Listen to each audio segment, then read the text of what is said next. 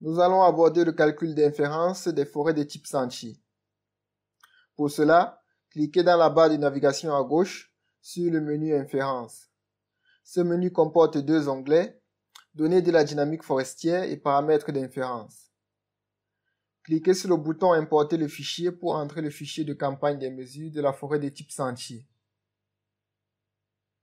Une fois le fichier chargé, les formulaires pour les paramètres nécessaires au calcul d'inférence sont visibles. Vous pouvez remarquer que le type de forêt est déjà pré-rempli. Vous devrez ensuite fournir le nom du site,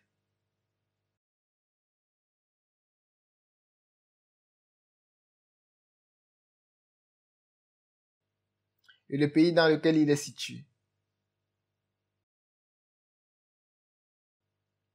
Puis, vous avez les données de campagne collectées, qui ne sont rien d'autre que le contenu du fichier de campagne que vous avez chargé. Puis, plus bas, vous avez la liste des espèces exploitées, avec les données sur celles-ci, que vous pouvez directement modifier via le tableau ou en uploadant un fichier CSV spécifique avec les espèces exploitées et leurs données. Ensuite, cliquez sur le bouton suivant pour accéder à l'onglet des paramètres d'inférence. Dans les paramètres d'inférence, vous devrez entrer la surface du sentier que vous pouvez laisser à 0, qui est la surface de référence. Ensuite, les paramètres sur les classes de diamètre. Vous pouvez laisser au programme le soin de générer des classes de diamètre automatiquement ou entrer vous-même vos classes de diamètre en cochant ou en décochant la case classe de diamètre automatique. En choisissant de laisser au programme la génération des classes de diamètre, vous devrez alors d'abord renseigner le nombre d'arbres minimum par classe de diamètre. En choisissant d'entrer vous-même vos classes de diamètre, vous devrez renseigner le nombre de classes et les bornes inférieures de chacune d'entre elles.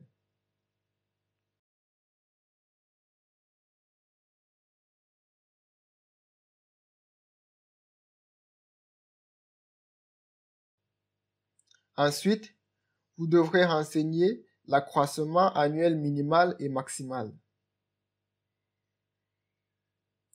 Ensuite, vous devrez renseigner des paramètres pour l'inférence de la croissance, à savoir la méthode d'inférence de la croissance parmi deux choix possibles, la méthode par accroissement moyen, ACMOI, ou la méthode modèle.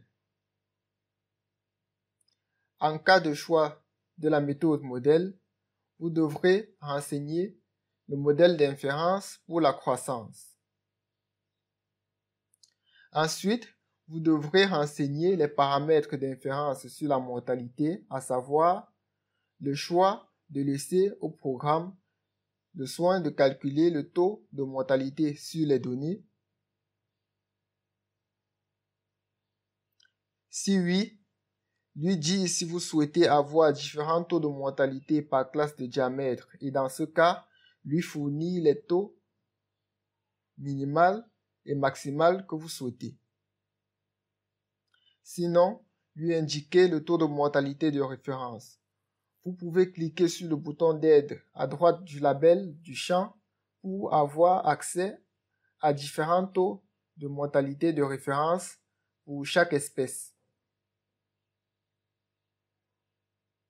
Ensuite, une fois tous les paramètres renseignés, vous devrez entrer le nom du fichier RDS de dynamique qui sera généré à l'issue du calcul d'inférence. Vous pouvez retourner à l'onglet Données de la dynamique forestière pour vérifier les informations que vous avez fournies. Une fois que tout est bon, vous cliquez sur Calculer les paramètres pour effectuer le calcul d'inférence. Dans le cas des sentiers, ce calcul s'effectue assez rapidement. Une fois le calcul effectué avec succès, un message indiquant le succès de l'opération est affiché. Vous pouvez cliquer sur le bouton à gauche pour retourner au formulaire.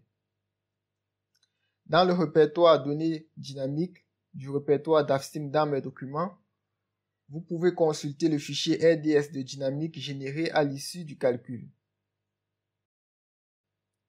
C'est ainsi que s'effectue le calcul d'inférence des forêts de type sentier dans le logiciel DAFSIM.